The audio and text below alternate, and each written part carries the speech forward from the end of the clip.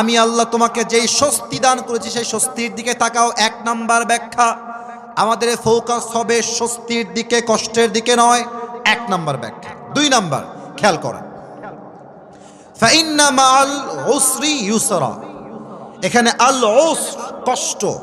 এই যে আমার মাদ্রাসার ছাত্র ভাইয়েরা আমার দিকে তাকান, এখানে আলিফ লাম আসছে, আল উসর অর্থাৎ এটা মারিফা, নির্দিষ্ট কষ্ট।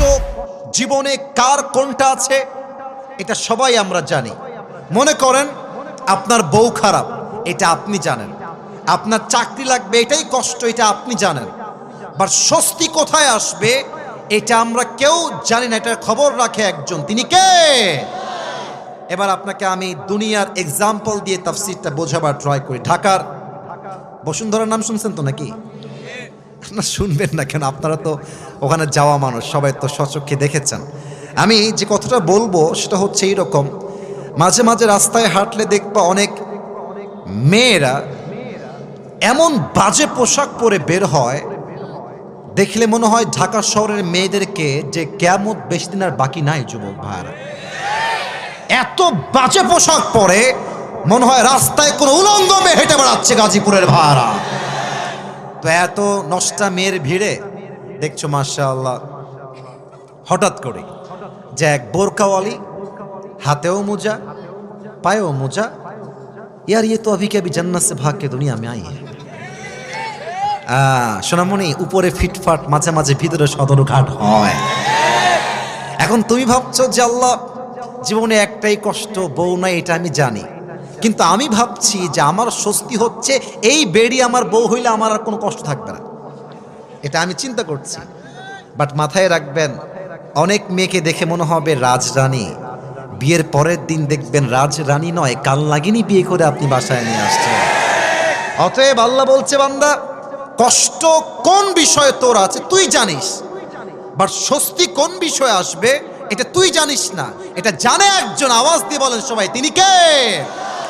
আর একটা এক্সাম্পল খুব খেয়াল করবেন, যুবকদের শখের বাইকের নাম হচ্ছে R15 ভার্সন 4 ইন্দোনেশিয়ান ভার্সন। হ্যাঁ, আচ্ছা দেখেন, গাজীপুরের ছেলে দেখেছি খুব ভাবসাব, হ্যাঁ, সানগ্লাস পরে একটা R15 বাইক নিয়ে, বাপ রে বাপ, ওর বাপের রোড এইটা, হ্যাভি টান দেয়। তো এটা বড় কষ্টের বিষয় যে আজকালকার মেয়েদের কাছে এই টাউট, বাটপাট, টিকটকার আর গাঞ্জাখোর পছন্দ হয়, দিনদার পছন্দ হয় না যুবক। এখন যুবক, এই যে যুবকগুলো আমার সোনামণিরা দাঁড়িয়ে আছে এখানে, ওরা ভাবছে ইস রে, এই মালটা পাইলে আমার জীবন সফল হয়ে যাবে, খালি R15 লাগবে, এইটা পাইলে আমি সফল। আমি আমার কথা বলছি, আমার যে ড্রাইভার ছিলেন তার ভাতিজা এই গত মাসে, এই ডিসেম্বর মাসে বাপকে বলেছে, আব্বা তুমি যদি আমাকে R15 কিনে না দাও আমি আত্মহত্যা করে মরে যাব। আস্তাগফিরুল্লাহ, নাউজুবিল্লাহ। তো বাবা তো বাবাই হয়, বাবার মতো আপন আসলে পৃথিবীতে কেউ হয় না। আব্বা বলেছে, ঠিক আছে, তোর মরতে হবে না, তোকে আমি আমার সব কিছু দিয়ে দিব R15, সমস্যা নেই। রিসেন্ট 1 মাসও হয় নাই, R15 কিনে দিয়েছে। ভোরবেলা, সকালবেলা রাস্তা ফাঁকা ছিল, আবেগ কাজ করেছে, বিবেক কাজ করে নাই।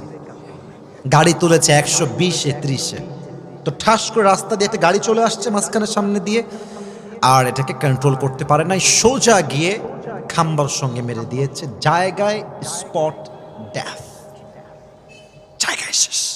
আল্লাহ বলছে, বান্দা তুই ভাবছিস R15 পেলেই সুখ, তুই ভাবছিস ঢাকার গুলশানে ফ্ল্যাট কিনতে পারলেই সুখ, তুই ভাবছিস ব্র্যান্ডের কাপড় পরলেই সুখ, তুই ভাবছিস অমুক কোম্পানিতে চাকরি পেলেই সুখ। না না, তোর সুখের খবর তুই জানিস না, তোর স্বস্তি আসবে কোথায় এটা একমাত্র খবর রাখে একজন, তিনি কে? কথা কি বোঝা যায়? আমার তাফসীরের কথাগুলো কি বোঝা যায়? যায় যায় যায় তাহলে এটা কয় নাম্বার পয়েন্ট গেল? এই ভাইরা জোরে কোন সবাই কয়? 3 নাম্বার পয়েন্ট আরো বড় মারাত্মক, একটু খেয়াল করবেন। ফা ইন্না মাআল উসরি ইউসরা, ইন্না মাআল উসরি ইউসরা, 2টা আয়াতের শুরুতে একটা হরফ আছে, এটা হচ্ছে ইন্না। সবার থেকে জানতে চাই এই হরফটার নাম কি? এই যে আমার কওমি ছাত্র ভাইরা যারা আছেন, they know this very well, তারা আমার চাইতে আরো ভালো জানে। এটা হচ্ছে হুরুফে মুশাব্বাহা বিল ফিআল। যখন ইন্না কোনো বাক্যের শুরুতে আসে, বাক্যের মাঝে যেই সন্দেহ থাকে সেই সন্দেহ সব দূর করে দেয়। অনেক যুবক মনে মনে ভাবে যে বয়স তো 25 হয়ে গেল, বিয়ে কি শালা হবেই না আমার, আহা। হ্যাঁ, এরকম আছে, বিয়ে কি হবেই না, আহা, আমি কি আজীবন সিঙ্গেল মরবো। এটা আমিও ভাবতাম। তো আল্লাহ বলছে, বান্দা যতই টেনশন করিস না, ফা ইন্না মাআল উসরি ইউসরা, নিশ্চিত তোর সমস্ত হতাশা দূর করবে একজন, তিনি কে? ফা ইন্না, নিশ্চিত কষ্ট দূর হবে। 4 নাম্বার ব্যাখ্যা, শেষ ব্যাখ্যা আমার, আল্লাহ রাব্বুল আলামিন বলছে ফা ইন্না মাআল উসরি ইউসরা। এখানে তরজমা হবে কষ্টের সাথেই আছে সুখ। আমরা তরজমা মাঝে মাঝে করি কষ্টের পরেই সুখ, এটা ভুল তরজমা। এই তরজমা করা যাবে না। কারণ কি? খেয়াল করা,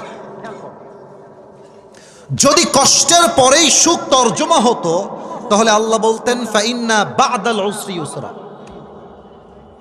কিন্তু কষ্টের পরেই সুখ নয়, কষ্টের সাথেই স্বস্তি। আল্লাহ বলছে ফাইন্না মাল উসরি ইউসরা। এর ব্যাখ্যা একটা ঘটনা বলতে চাই আমি আমার জীবন থেকে। বলা যাবে নাকি যাবে না? আপনারা আমাকে ফেসবুকে আগে দেখেছেন নাকি কখনো?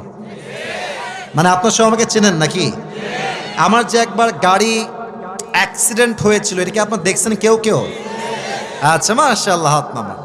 এটা 2024 সালের জানুয়ারি মাসের কথা। আমার প্রোগ্রাম ছিল, এটা আমি বানায়ও বলছি না, টাইম পাস করার জন্য বলছি না, আমি জাস্ট বোঝাবো কষ্ট আছে যেখানে স্বস্তিও আছে। আরে ডায়লগটা দেন না, কষ্ট আছে যেখানে স্বস্তি আছে। আমি প্রোগ্রাম করে কুমিল্লার দিকে আসছি, চাঁদপুরে আমার প্রোগ্রাম ছিল। গাড়িটা যমুনা ফিউচার পার্কের পাশে যে ব্র্যান্ড নিউ শোরুমগুলো আছে না, ওই পাশে